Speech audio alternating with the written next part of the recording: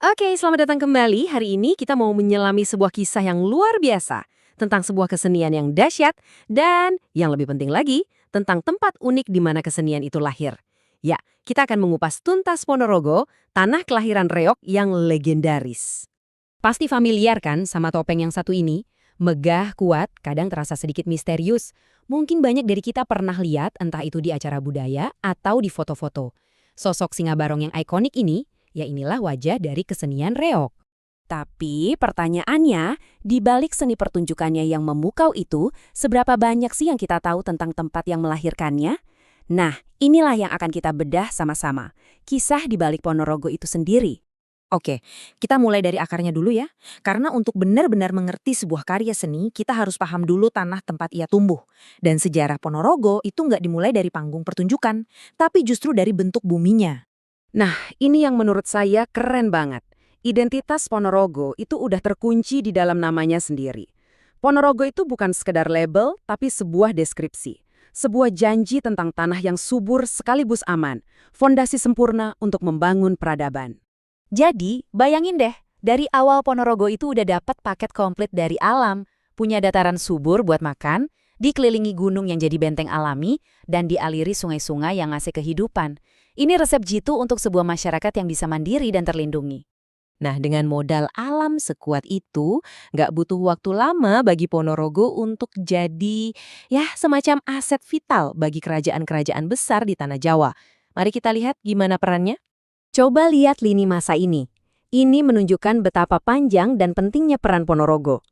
Jauh sebelum kita kenal reok, wilayah ini udah jadi bagian penting dari kerajaan besar kayak Kediri dan Majapahit. Bukan sebagai pusat istana, tapi sebagai penopang utamanya.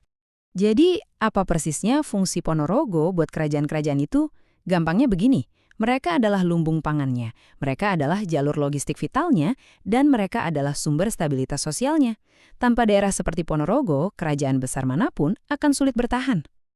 Oke, sejarah terus bergerak maju, dan Ponorogo pun memasuki babak yang baru. Kedatangan Islam dan pengaruh kekuatan-kekuatan politik baru mulai membentuk lapisan identitas berikutnya di wilayah ini. Dan disinilah sebuah perubahan besar terjadi. Pesantren muncul, dan ini bukan cuma soal tempat belajar agama ya. Pesantren menjelma jadi pusat kehidupan masyarakat.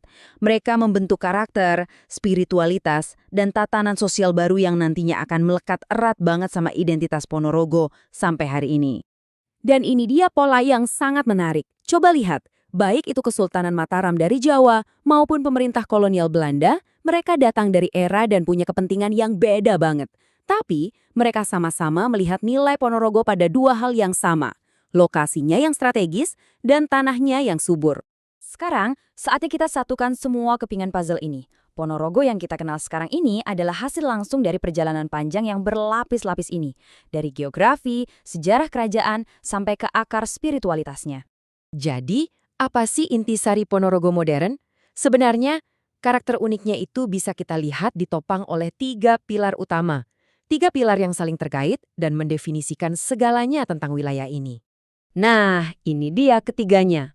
Pertama, reok, sebagai ekspresi jiwa dan identitas budayanya. Kedua, pesantren, sebagai kompas moral dan fondasi spiritualnya. Dan ketiga, pertanian, sebagai mesin ekonomi yang terus menghidupi masyarakatnya. Masing-masing pilar ini adalah gema dari sejarah panjang yang baru saja kita bahas. Pada akhirnya, inilah Ponorogo. Bukan lagi sekedar kota reog, tapi sebuah ekosistem yang luar biasa seimbang. Sebuah tempat di mana bentuk alamnya yang kuno, warisan sejarah kerajaannya, dan semangat spiritualnya menyatu untuk menciptakan sebuah identitas yang unik dan kuat. Jadi, lain kali Anda melihat topeng singa barong itu, ingatlah cerita di baliknya. Ingatlah lembah yang subur dan aman tempat ia dilahirkan.